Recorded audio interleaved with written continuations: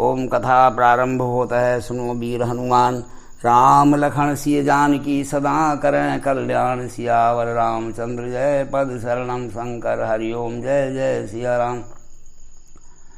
हे भक्तजनों, बड़े सौभाग्य से ये समय आता है जबकि भगवान की ये पावनी पवित्र कथा जिस स्थान पर होती है, सुनने वाले वो स्थान भी पवित्र होता है और भक्तों के हृदय में भी भगवान का वास हो जाता है। हे भक्तजनों, सबसे पहले हम आपके सामने उस पवित्र कथा को कहते हैं। एकदा नैमिषारण्ये ऋष्या सौनकादया पप्रच्छ मुनिया सर्वे सूतं पौर्णांकं खलु।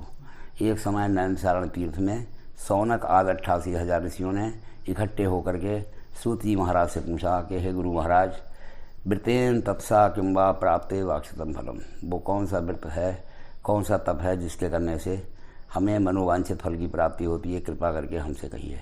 सूत जी महाराज ने कहा कि हे ऋषियों, 88,000 ऋषियों को कथा सुनाते हुए सूत जी महाराज कहने लगे, हे ऋषियों, तुमने जब ये पूछा है तो मैं तुम्हें बताता हूँ कि इस कथा के प्रारंभ में एकदा नारदो योगी परानुग्रह कांक्षा।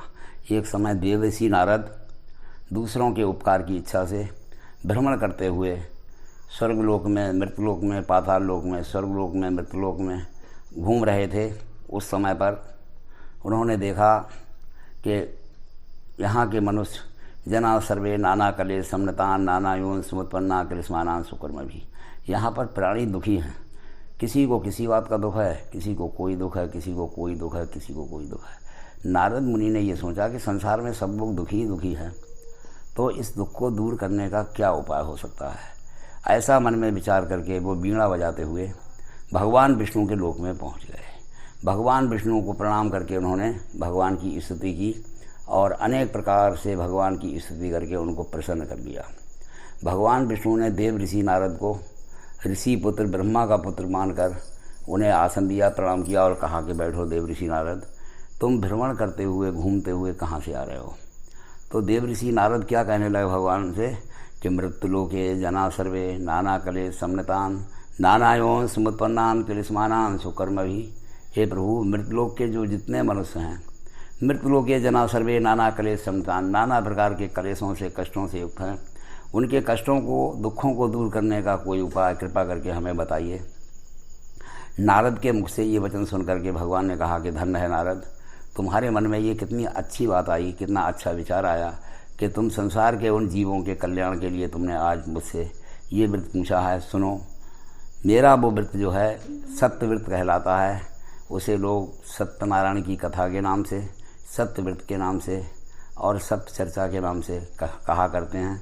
विशेष करके इसे सत्यनारायण का व्रत इसलिए कहा गया है क्योंकि मेरे लिए लोग नारायण करके नमो नारायण, नमो भगवते वासुदेवाय अनेक नामों से मुझे याद करते हैं और यही एक सत्य व्रत है, इसीलिए इसका नाम सत्यनारायण का व्रत कहलाता है। जो भी मनुष्य मेरे इस व्रत को अपने मनोभाव से श्रद्धापूर्वक करता है और उसके साथ साथ मेरे लिए अपनी श्रद्धा से जो भी प्रसाद अर्पण करता है, मैं प्रसन्न होता हूँ और उसे आशीर्वाद देता हूँ।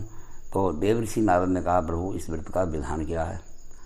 तो नारद जी से भगवान कहने लगे, सुनो नारद, नारद जादिन चित्त विशुद्ध, नारद जादन चित्त विशुद्ध, सुन सत्य कथा कर पूजा, फल ले ये ऋतु भव पावै, जो और चूर्ण बनावै विप्र तनुजा, पंचामृत में अनभाय प्रभु, सब देकर भोग सुने जो मनुजा, ब्राह्मण भोज करे सहजाति, यही दुख मुक्त उपाय न दूजा।